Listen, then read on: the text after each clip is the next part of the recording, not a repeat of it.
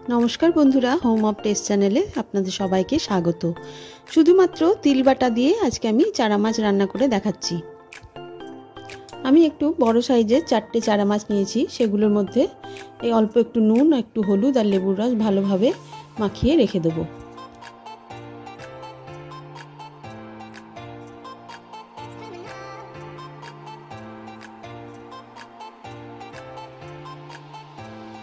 এখন আমি 4টে মাছের জন্য 2 টেবিল স্পুন সাদা তিল, 4-5 কোয়া রসুন ও 10-12টা গোলমরিচ একটু মিহি করে বেটে নেব। আমি এখানে শিল ব্যবহার করেছি, আপনারা চাইলে মিক্সির মধ্যেও এটা বেটে নিতে পারেন। তিলটা আমার খুব মিহি করে বেটে নেওয়া হয়ে গেছে, এবার একটা জায়গার মধ্যে তুলে রেখে দিলাম। এবারে মাছগুলো ভেজে নেব, তার জন্য কড়াইয়ের মধ্যে দিয়ে দিয়েছি বেশ কিছুটা সরষের তেল। এই মাছ রান্নাটা অবশ্যই সরষের তেলে করবেন, তাহলে খেতে অনেক ভালো হবে। মাছগুলো ভাজতে গিয়ে যাতে তেলটা না ছেটায় তার জন্য একটু তেলের মধ্যে দিয়ে দিলাম নুন। তেলটা আমার খুব ভালো মতো গরম হয়ে গেছে, এবার সব মাছগুলোকেই দু পিঠটা ভালোভাবে ভেজে তুলে নেব।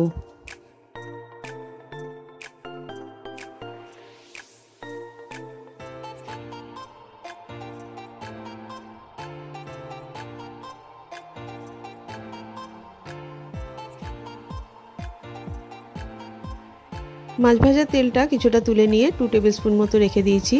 ওই তেলের মধ্যে দিয়ে দিলাম 1/2 টিস্পুন কালো জিরে ও একটা কাঁচা লঙ্কা চেরা। ফোড়নটা আমার একটু ভালো মতো ভাজা হয়ে গেলে বেটে রাখা তিলটা দিয়ে দিলাম।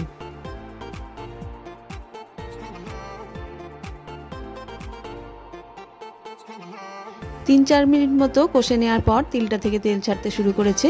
এবার একে একে দিয়ে দিলাম স্বাদ মতো নুন ও অল্প একটু হলুদ গুঁড়ো। এরপরে তিলের শিল ধোয়া জলটা দিয়ে আরো কিছুক্ষণ আমি নেড়ে নিলাম।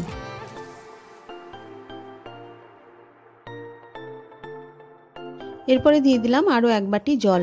জলটা দেওয়ার পর ঝোলটা ভালো মতো ফুটতে শুরু করলে ভেজে রাখা মাছগুলো দিয়ে দিলাম।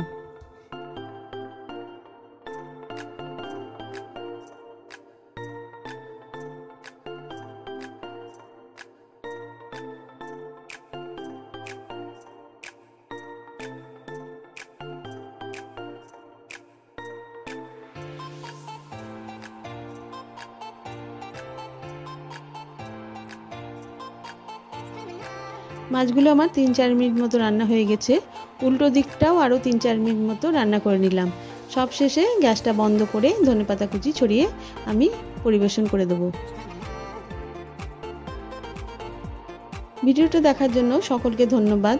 বাড়িতে চারা মাছ আনলে একবার খুব কম জিনিস দিয়ে এরকম করে অবশ্যই করে দেখবেন, নিশ্চয়ই ভালো লাগবে।